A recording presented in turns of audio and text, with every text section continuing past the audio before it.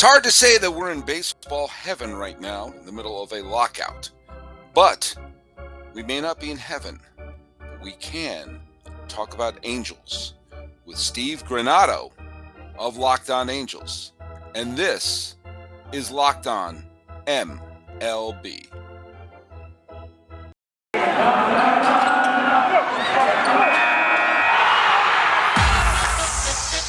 You are Locked On MLB, your daily MLB podcast, part of the Locked On Podcast Network, your team every day. Hello, baseball fans, and welcome to Locked On MLB, part of the Locked On Podcast Network, where it's your team every day. Thank you for making us your first listen, as we're available on all your free podcasting platforms. I'm your host, Paul Francis Sullivan. Please, as the lower third will tell you right now, call me Sully. Today's episode is being dropped on the 9th day of December, 2021. As I hinted before, Steve Granado is going to be here from Locked On Angels. We're going to be talking about his Angels and what's been an interesting offseason.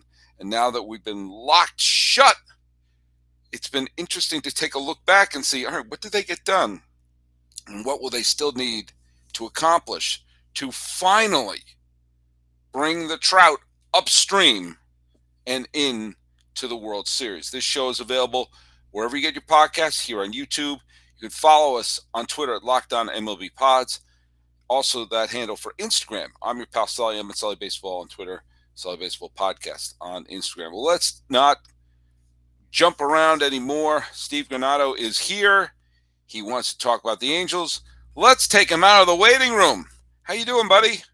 Hey, what's up, Sully? How you doing, man? Well, it's weird. It's kind of like we're in a lockout, but as someone who has been there for labor, for strikes and lockouts of the past, it doesn't feel the same. It's not like in 1990 when spring training was locked out and the start of the season was delayed, or I remember the strike of 81, strike of 94, the lockout of 95. Those were like gut punches to fans. This just feels weird. Like, there's a dispute at a Christmas tree farm in the middle of August. It's not the season for it. So I have this weird sense of, all right, you're locked out. So, go figure that out. Go figure it out. It definitely feels that way. It definitely is a different vibe to it, especially like, I'm a hockey fan, so the NHL lockouts, I mean, there was, riots in the streets here in Anaheim about that kind of stuff. So those felt a little more legit, while this is obviously long-standing and was long coming. That's for sure. We knew this was coming, 2-3 years ago, that this one was coming. So in that sense, maybe it softened the blow a little bit. But since we're not really like losing anything, we lost the winter meetings, and what else do we lose? Like the Rule 5 draft at the major league level. It feels a little strange. Yeah, for sure. Yeah, it's like the minutia has been lost. I tell you, I actually liked having that deadline to make moves. It made the, that sort of posturing that takes place of, maybe we'll get something done by Thanksgiving. Probably not. We can wait them out. It was a sense of urgency. And I thought, that's pretty cool. I mean, it happened by mistake, but I wouldn't mind having that later on to be like, all right, you want to make some trades, you got to do it before December 1st. Yeah, I felt very NBA. Very NBA. Yeah, in fact, I have a couple. This is totally nothing to do with the Angels, but I'm going to bring it up with you, Steve, because like the NBA draft and the NFL draft are shows that were constructed to create interest in what should be something kind of boring and minutia, and sort of just like bookkeeping. It turns into this great show. Heck, the draft lottery turned into the great show, and with conspiracy theorists too. I think it could bring out the conspiracy theorists and was Patrick Ewing's name frozen or whatever, so they could make sure he can go to the Knicks and all that stuff. Baseball can't have the draft be a big thing. It's because it's not the same. You could be the number one pick in the draft even a number one pick that's hyped like Strasburg or Harper, but it's still a few years before they show up. And so I've said this before, but I'm going to throw this at you. Okay, we're going to get into Angels in a minute, but I need to bounce this off, guys. I actually think this would be one of the great things in baseball, and we saw the excitement when there's a feeding frenzy. Okay, bear with me. You know that when they have the waiver wire rules, and that after July 31st, a player has to clear waivers in order to make a trade. Okay. Here's my proposal. On opening day, the waiver wire rules apply. You have to get a player through waivers if you want to make a deal, except for two 24-hour periods, one at the 1/3 mark and one at the 2/3 marks, where it's the purge.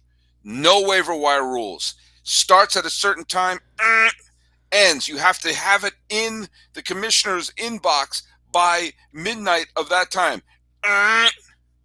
And in that time, if you want to trade Mike Trout for a Krispy Kreme donut, no one could object. No one could block it. Okay? So you have all these trades building up. If you could sneak some through the waivers, fine. But you're like, oh, just get to that trade deadline. And for that 24 hours, there's nothing but crazy trades and crazy trades and crazy. And it's like, and that's how you do it. Because you're not going to get through the draft and all these other things. But if you treat players like they're baseball cards and you're making trades like you're doing your fantasy team, that what was so cool about the December 1st deadline is all the teams were frantically trying to make moves.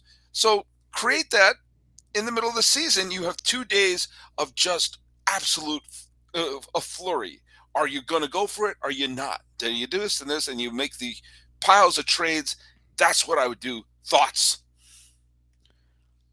That's an idea. That's an idea. That's something that exists in your brain. If you're being honest and I'm making 100% honest. There's not 1 ounce of me that's kidding about that. Sully. Yes. It's not gonna happen. It should. That's not how anything works. It should. I will concede that would be wild. It would be the 162 of the front offices. Yes. Never gonna happen. Twitter. Have I told you about my idea? Baseball Twitter would catch on fire. Have I told you my idea to save baseball? I don't know if I talked about this last time I was on this. I know how to save baseball. Okay. Is it more sane than my idea? Yes. Okay, but I love my idea. It's a rule change. It's a rule change. Okay, let's hear it. Let's throw it. Give it. I'll give it to you quick. I know we got to get to it. By the way, Steve, I'm going to pause you. I have a title for this episode. Sully and Steve Save Baseball. I got it. Got it. We're Ready? in. Here is the magic idea. At Rob Manfred, I'm saying it to you, throw it in the CBA. I know rule changes are off the table, but throw it into the CBA. Here it is. Save baseball this way. It's called the free sub. At any point in the game, through the first 9 innings, and then if you go into extras, you get this as well. You get an additional. At any point in the game, you can put any player in, subbed in or out, at any point, anywhere on the field. So if Mike Trout comes up in the 9th inning, ties the game with a solo shot, he touches home plate, grabs the bat again, and he can hit for the next guy. I hate it. My idea makes I love it. My idea makes more sense. Starting pitcher gets pulled. Starting pitcher gets pulled in the 6th, and he knows we get a reliever, guy comes in, boom, gets the next guy. And you want to get Max Scherzer back out to face the next guy because he's batting 100 in his career against him. Get back out there, Max. Or you want to pull him into the 9th to close it out after he pulled in the 6th. Anything you want. Free sub. 100%. Anybody on the roster is A-OK, ready to go at any point. Okay, here's 2 things I'll say. I like it better with the pitcher than the hitter. Okay. You can get me to listen about the pitcher. I can't go there by the hitter. This is the whole How idea. Amazing would that be? Just think about it. Shohei goes deep. Shohei hits a slam. All right. He touches home plate. He walks to the dugout and he grabs the bat again. But he comes right back out. You can only do it once in the game. Only once per 9 innings in the first 9 innings, and then if you go extras, then you get an additional for however. Like that's it. Like you get one in extras, and they cannot compound. So if you don't use it in the first 9 innings, you can't do 2 in the 10th and then the 11th or whatever. They only get 1 per 9 or an additional in the extra set. All right. Shohei to the plate twice in a row. What if Shohei hits back-to-back bombs by himself? Come on. How does that make more sense than my draft day feeding frenzy? Because it's fun. Well, so's my thing. But mine's on the field. All right. Do you think? Okay. Let's break this down. What are the odds of yours being done or mine being done? What do you think the odds? Mine would be, the odds of mine happening would happen more in like the Atlantic League. Like that would be like, here you go, let me ruin your life and give you this new rule. That's what they would do for that. Right. But what about for mine? I mean, it's creating something like the draft. It's never going to happen, Sully. That's well, not how anything works. Look, it's a long shot, I admit. But I'd put money on it. If you're going to make any bets, go to BetOnline. It's the #1 spot for all your sports action this season. Head for the new, updated desktop or mobile website and sign up today to receive your 50% welcome bonus on your first deposit. Just use promo code LOCKEDON to receive your bonus. From basketball, football, NHL, baseball rule changes, boxing, UFC, right down to your favorite Las Vegas casino games. Don't wait to take advantage of all the amazing offers for the 2021 season. BetOnline is the fastest and easiest way to bet on all your favorite sports. BetOnline, it's where the game starts. Now, let me tell you something. Last year, we had the Red Sox in the postseason. We had the White Sox in the postseason. How can Sox show up more on this podcast? Well, let me tell you something. We're talking about Stance. Stance! Sox! Now, these are not SOX. These are SOCKS. And the CKS stands for quality. Now, I've been hearing a lot about Stance Apparel. And because they just launched a new line of active apparel, and it's the holiday time, we're giving gifts. And what do people love to get, Steve? What do they love to have under the tree, in the stocking, or by the menorah? What do they love to have? Those Stance socks, baby. Socks, man. Socks. Give me more socks. It's the coolest gift you could give. Now, look, you can share how it is incredibly comfortable, and they're well made. They're socks for shirts, joggers, hoodies. They're fantastic. They're fantastic. And do you know what? These were founded way, way back in 2009. To give you an idea of how long ago that was, the Yankees actually won a World Series that year. Now, knocked us out in the ALCS. Thanks. I'm sorry I mentioned 2000. You do this to me every time, Sully. I know. I swear. Do you know what I need to do? I need to appease you with getting you some socks. Now, what can you tell me about Stance socks? Because I think you know how soft and comfortable they are. And they've got great designs like the Batman, Star Wars, Pixar, Harry Potter, Marvel, Bob Marley. I mean, your normal lineup of socks. What can you tell me? They are legit. They're legit, Sully. They are actually very, very soft. They actually are very, very comfortable. You know you can trust them. Major leaguers wear them. Minor leaguers wear them. High school players, college players, they are actually, like, they make a line for baseball. They also make the regular old line. But those socks, I've worn them, dude. They're legit. Yeah, let me tell you something. They believe, the good folks at Stance believe that the perfect fit matters more than fitting in. And that those who feel good do good. So go see for yourself. Register for an account at stance.com. You get 15% off your first purchase. Use promo code LOCKEDON. Check out to apply. Enjoy the color, comfort, and a life less ordinary, easy for you to say with Stance socks. Not a bad attempt at an ad, but I'm here with Steve Granado. How are you doing, man? All right, well, we just saved baseball with your sub. Now, by the way, talking about ads, they could pay for it immediately with Subway. The free sub. The Subway sub. I was right there. Boom. Mike Trout already does ads for them. Here we go. Why doesn't he? Side note: this is off-season talk, man. Why in the world did Jersey Mike's never reach out to Mike Trout? I don't know. What happened? At Jersey Mike's, what happened? I don't know. You know what they did? They should have some Built Bars. Oh wait, no, that's not the copy we're reading today. Not today. But not today. Tomorrow. Built Bar, you got one for free right there. Absolutely for free. So, how else are we going to save the game? I mean, here's I'm I'm actually serious with my idea, and you think I'm bananas. I think you're bananas with your idea. Okay, there are things like that. What do you think of realignment? I think this is my personal opinion. I think baseball, if we're going to have a universal DH, okay, and I'm not a fan of the universal DH because I like the different rules, but I also don't want to scream at the tides. It's coming. So if they do have the universal DH, then there's no difference between the American League and the National League. So why are we pretending there's a difference between the American League and the National League? Create 4 regional divisions, North, South, Central, West, have very natural rivals, Dodgers, A's, Giants, Angels, Padres, Mariners. They create the West. You have the Red Sox, Mets, Phillies, Yankees, all in the same division. And then you have your regional playoffs, and then you have the equivalent of LCS, and that leads to a World Series that we have at the end. I mean, that's if we're going to go universal DH, then I just think put 2 sticks and dynamite in and just go with what the reality is, because there's no longer a big rivalry between the American League and the National League anymore. It's all Major League Baseball. So why fight that? Thoughts? Well, I mean, we already have that in every other sport.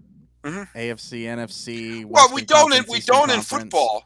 We don't in football. You could have a Super Bowl between the Giants and the Patriots, I'm not a football Patriots. guy, so that's Neither am I. Neither am I. But you have the NFC and the NFC and the AFC. You could conceivably have a Jets Giants Super Bowl. And so good on them. I don't follow I'm football either. Not a huge fan of realignment, and to tie it back here to home on the West Coast. I am too. I know you are. I don't want the Yankees Red Soxification of Angels Dodgers. Sunday night, guess what's gonna be on ESPN tonight? I have zero interest. I don't want that to happen to Angels Dodgers. Part of the reason why it's so fun when it happens is because it only happens 4 times a year. 2 here and 2 there. So losing that is a bummer. 2, baseball fans will never go for it. They will scream to the heavens. They already hate Rob Manfred enough. They would never do that to make it even worse. I like American National. It keeps the tie to the old standings of the early 1900s. Keeps America's game in that regard. I mean, this is the only sport where there's rule differences between the leagues. That's why I don't want a universal DH. That's why I do. Because I don't want to see Ross Stripling bat. I don't care. I like the weirdness of it. I did, you know what? And I know it's illogical, but I do like that there are 2 different brands of baseball. I do. And I just think that, and I enjoy both of them. I love the DH, and I love the weirdness of trying to figure out how to get around the pitchers batting. Now, it's become less of a strategy thing now that we have pitchers only going 4 innings. It's become less of a strategy since everyone's doing the whole, playing the game like it's the all-star game where everyone only throws 1 inning. All right, here's another thing. Here's another way, okay? Because I want to address that, okay? There is a little bit of old man Sully going on here because I do miss classic pitcher's duel. That's something that was totally taken out of this year's postseason. With 1 or 2 exceptions, there was no sense of, there's a personality to this game based upon the starting pitcher, because the starting pitcher only went 3 or 4 innings, and then it's a parade of relievers. And so it just feels like the same game. One of the things that makes baseball unique is that the best team in baseball could lose to the worst team in baseball if the pitching matchup is one that favors the worst team. But if you're only going to start the starting pitcher for the first 3 innings, it's going to be a reliever parade, then it evens things out and I think makes it a little more dull. My idea is this, okay? You get 4 pitchers per 9 innings. 4 pitchers. Save injuries. You save injuries, but you're also like, look, if the guy gets bombed early, you got to make sure you have someone, and you hand in the lineup card. Here are our 4 pitchers for the day. Sheesh. Okay, maybe that part is done. But okay, all right, maybe that. Okay, then to say now you're 25, you're roster. Right. Okay, fine. But so you can use 4 pitchers over 9 innings. Okay, and so that means if your pitcher gets bombed, you better use your long relief guy. If your pitcher goes deep into the game, then you can mix and match towards the end. But it creates an incentive to not have the parade of pitchers. And this is a rule change, which I say tongue-in-cheek, but the more they did it, the more I realize I'm 100% serious. If there's 2 outs and nobody on, and you make a pitching change, you lose your first-round draft pick. Sully. Or you're fined $1 million. 2 outs. That's nothing to them. 2 outs, nobody on. Better bring it. I went to an Angels-Mariners game this year. There were 2 outs, nobody on. Jared Kelenic, I don't know how to pronounce his name, was up. At the time, he was batting 134. Okay? He was batting under 150, whatever it was under 150. 2 outs, nobody on. Man said, better bring in the lefty to get this guy out. He's batting under 150. Maybe, just maybe, the pitcher could get him. Okay? It wasn't, and then because you talk about pace of play, it's like 2 outs, nobody on, stop the game, come up, take you out, he comes in, he warms up, he comes out, he grounds out, and then everyone walks up the field. And there's been 3 pitches thrown over 15 minutes. Okay? There you go. Send him to the bargaining table, Tony Clark. There you go. He's ready There to go. has to be some penalty for 2 outs, nobody on, pitching change. And that's I've spoken.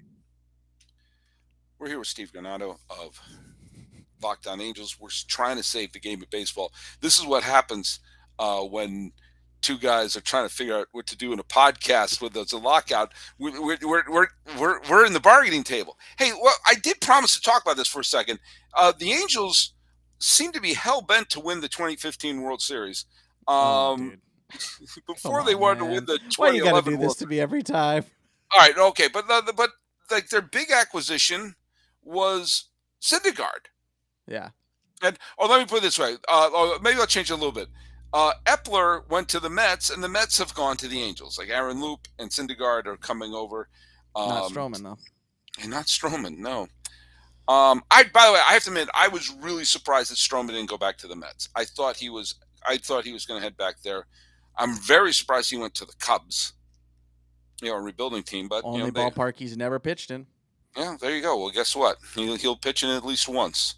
What are your thoughts on Syndergaard, who obviously when he's healthy, he's an outstanding pitcher.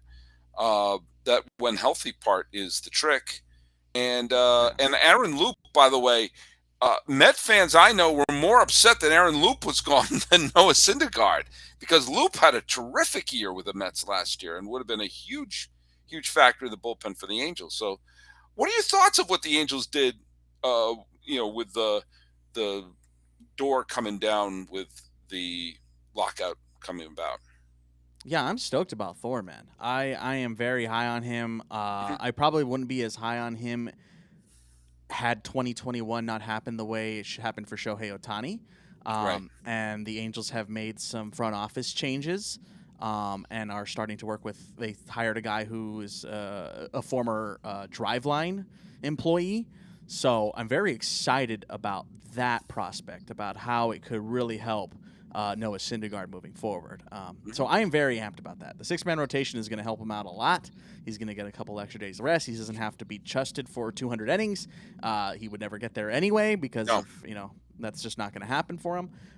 But for him to have to throw 130, okay, now we're talking. And if those are Cy Young level, 130 innings, then the Angels just got a hell of a lot better. Or even just good. I mean, yeah, even if he's good. Obviously you want him to be a Cy Young contender, and he has been a Cy Young contender in the past. He's been a wonderful pitcher for the Mets.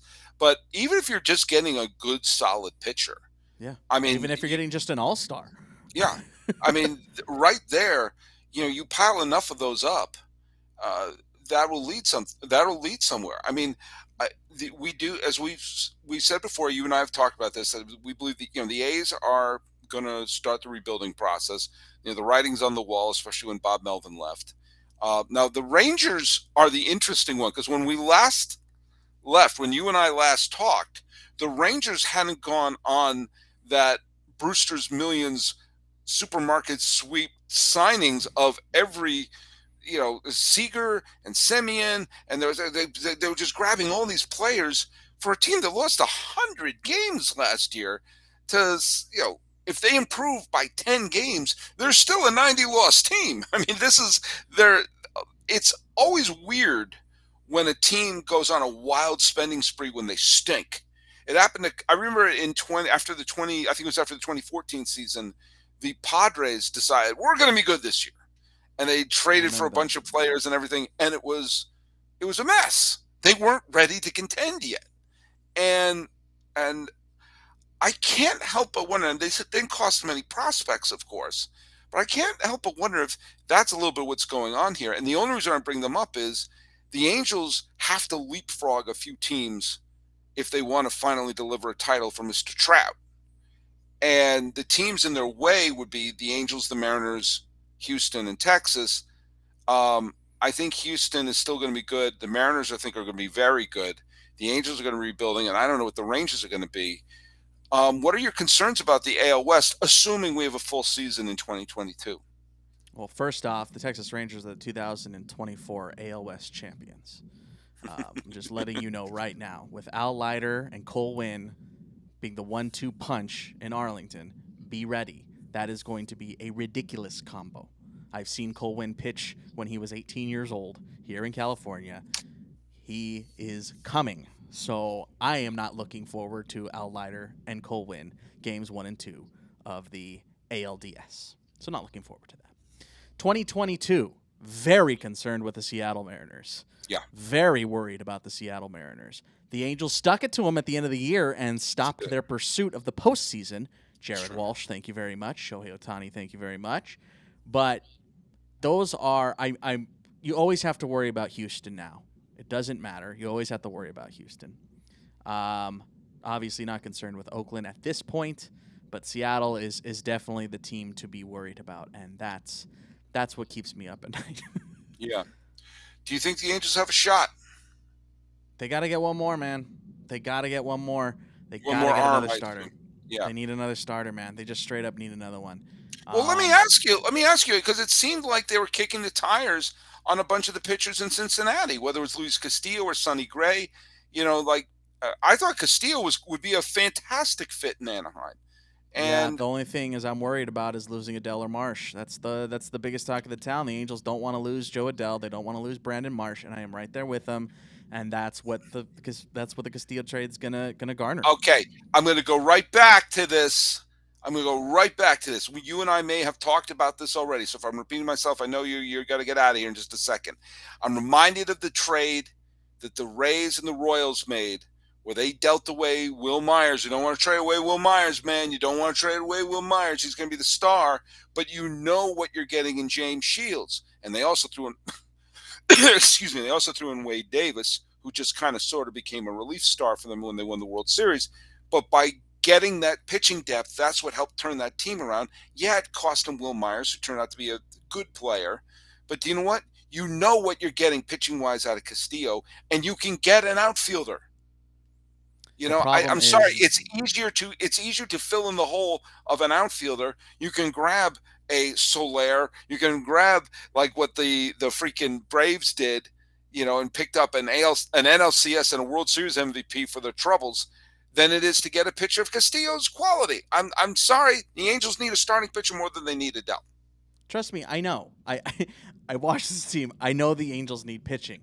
But I just Sully-splained you. The Angels. But 2022 might not be the year. That's the problem. And I've talked about this a lot on Locked On Angels on YouTube. But I talk about this a lot. Competitive windows are massive, and they have to be. Just look at the Dodgers. Look how damn good they've been for years.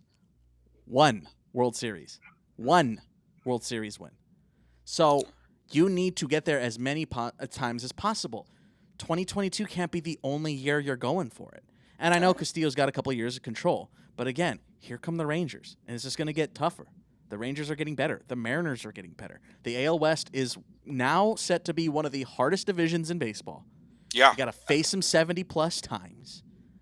And you are going to need the depth because right now, if the Angels have to lose Adele/Marsh as an and to get Castillo, the Angels don't have a right fielder, and their system does not have enough strength and depth yet. They're not quite there yet. Their young outfielders aren't quite there yet. They need 2 more years. So it's not like you can just call up a Wander Franco and, okay, he's in right field. Because right now, if Adele and Marsh leave or somebody gets hurt, the Angels are screwed. They're just screwed. They have no depth in the outfield right now that is ready for the majors. Because right now, your outfield, starting outfield opening day, is likely Justin Upton in left, Trout in center, and Marsh/Adele in right. If one of those guys gets down and one of them's traded, who's playing right? Who's playing right field? So it's just it's tough right now. If the Angels had a little more depth at the AAA level in the outfield, then I'd be like, okay, maybe there's something there. But Jeremiah Jackson's just not ready, and they got some guys that are just like fringe. They're just not quite ready yet. All right. Well, but do you know who is ready yet? Steve Granado, the host of Locked On Angels. Steve, tell people where they can listen to your podcast. Everywhere. If you're listening to Locked On MLB, you can listen to Locked On Angels. It is a very fun show. It is a very community-driven show. We make sure to get the Angels community involved all the time at Locked On Angels on Twitter. And, of course, Locked On Angels, every podcast. Look on YouTube. You'll find it. And this is coming from a native of the East Coast who was there in New York when it was Red Sox, Yankees during the 90s and the 2000s. Angel fans are really great fans. There are a ton of them out there. It's a really popular team down here in Southern California. Their fans are passionate. And you know what they want? They want to see a World Series with the best player in baseball playing in it. But you can so get does Steve. All of Japan. Exactly. And so do I. I'm not an Angel fan by any stretch of the imagination. I just want to see Mike Trout in the World Series. My favorite non-Red Sox player of all time was Ken Griffey Jr. Never got to see him play in the World Series. Never. I don't want to see that happen to Mike Trout, and I want to see him happen with the Angels. He's already the greatest Angel of all time. So we saw Salmon, and now we need the Trout. Absolutely. But, hey, thanks for making Locked On MLB your first listen.